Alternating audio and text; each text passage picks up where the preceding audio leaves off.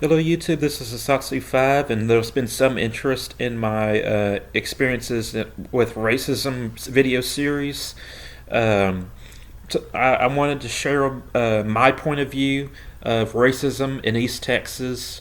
Um, Maybe figure out if East Texas or the South is more racist than the North. We're probably not going to end that discussion. But I just want to talk about my experiences with racism, me being a white male, um, and seeing things from the outside looking in on the race issue, and talk about my experiences in East Texas. Texas being in the South, you know, how do I perceive it? And I want to tell this story of what I feel is racial healing. I want to start off with a good story. And forgive me, I'm kind of sick. I might start coughing here in a little bit. But there's a story that I wanted to tell for such a long time, but I didn't know how it would be received on the internet, being that everybody on the internet is so easily offended. And um, it's it's making fun of racism. Is two different races coming together to make fun of racism, and it's done in a very politically incorrect way and a very public way, and I loved it. But if you don't listen to the whole story and you just kind of halfway listen to it, you might misinterpret what's going on. So listen to the whole story, make your own decision of whether it's a good thing or a bad thing. But keep in mind this happened. Um, to start off the story, there was this kid that I went to school with named Craig Nash in my school, and we're kind of a backwoods school. Uh, a lot of people brought knives to school, including me, and it wasn't that big of a deal. And Craig Nash was a class clown. He was also a dopehead, and he was high at school a few times. I feel I'm not a professional at it, but he was crazy. He'd do anything for attention. He would rent my guitar from me for about $5, and he'll come back with about $10 or $15. Um, so um, and he befriended this black guy. Craig Nash is white, by the way. We're not going to dance around that. Craig Nash befriended this black guy that he nicknamed Maxi Pad, and I have no clue how he got this nickname. But Craig Nash and Maxi Pad would freestyle rap to each other. They'll have kind of little rap competitions. Craig Nash was very gifted at coming up with things off the top of his head. He was a gifted entertainer. Um, but they were just kind of go back and forth with each other rapping. And we have the in the middle of the courtyard there was a gazebo, and then one side was the main high school building, and on the other side was the gym. And over where the gym is at is where all the slackers hung out at. I was there a few times myself. I kind of mingled with a lot of different people, but the slackers, aka musicians, aka potheads, some very talented people, by the way, hung over there, and that's where Craig Nash hung out at. And one day, I was on the main high school side of things in the courtyard, and you start hearing white peril, black peril, black peril. And I was thinking to myself, holy crap, some stuff is about to go down. By the way, we're in East Texas, so we all know the stereotypes.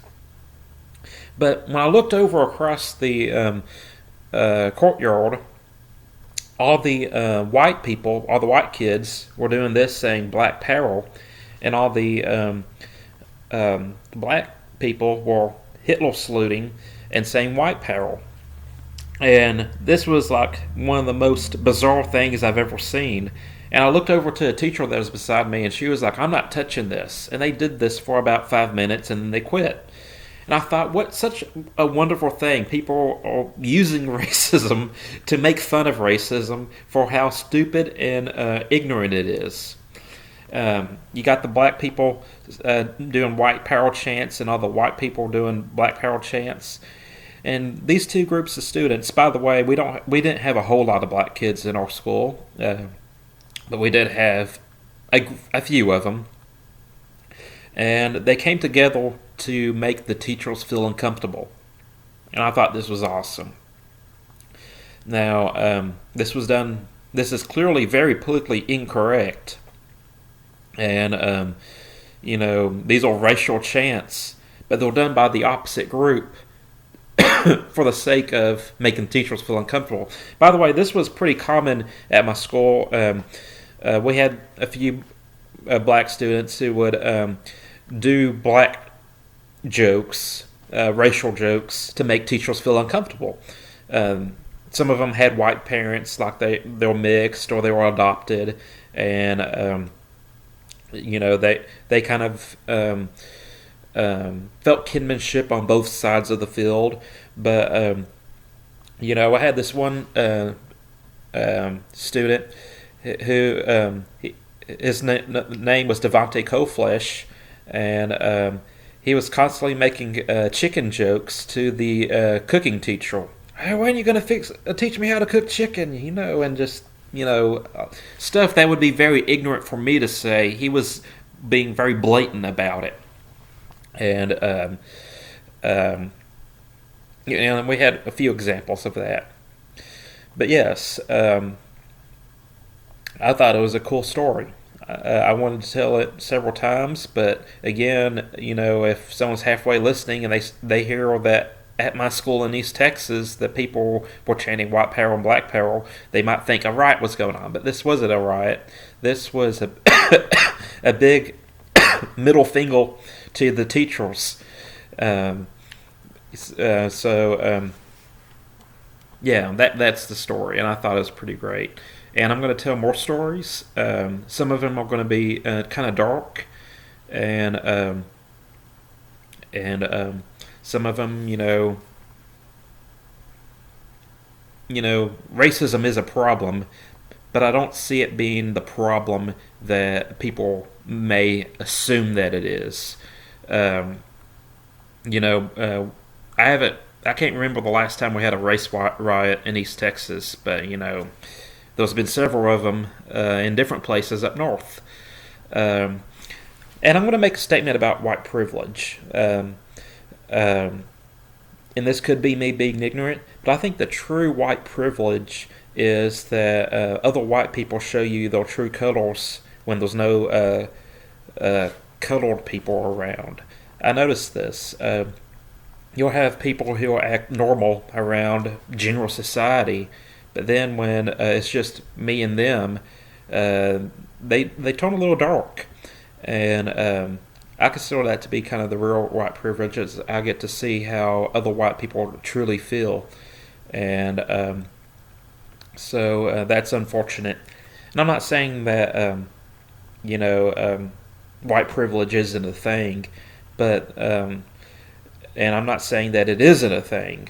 I'm just saying that, that's how I see it. I got some more stories to tell. I'm going to try to, spread them out. And hopefully I won't have this cough that has been plaguing me for a while now. So, thank you for watching. I'm Satsu5, and I'm out.